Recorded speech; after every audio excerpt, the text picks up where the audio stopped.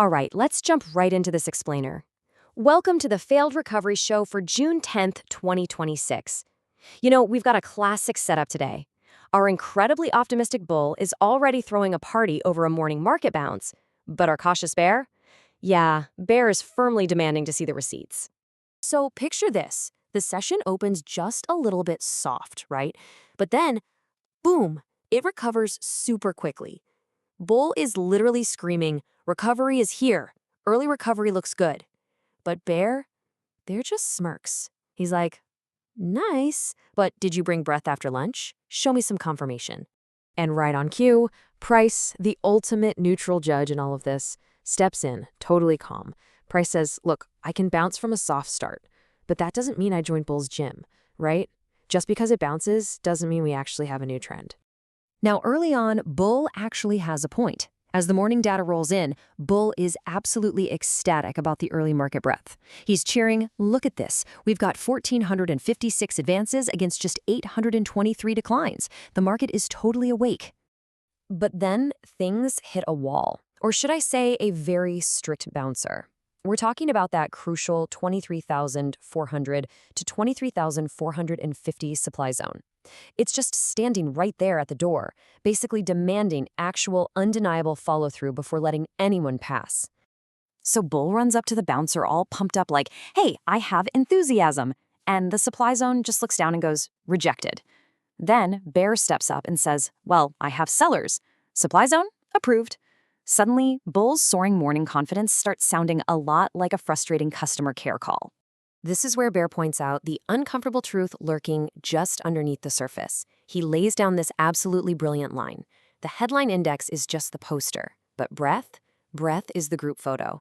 And honestly, Price agrees. That group photo, yeah, no one is smiling in it. Fast forward to the afternoon, and well, the plot thickens. Breadth steps up and bluntly reports a really ugly flip.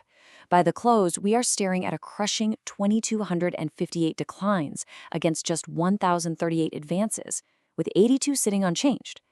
Talk about a complete 180. Under the surface, the broader market just completely cracked.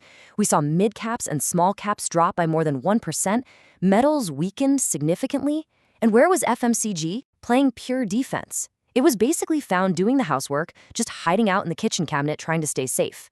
Then the closing bell rings and freezes the scoreboard. What's the damage? Well, Nifty couldn't sustain the momentum and closes in the red at 23,214.95. That's down 27.15 points.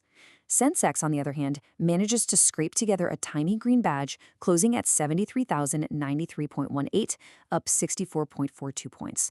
But the writing is on the wall. Bulls completely lost the plot right near that supply zone. So Bear gets to declare absolute victory here. He just leans back and says, "Caution won the argument." And he hit the nail on the head, right? Because that broader market weakness really did all the talking while everyone else was distracted.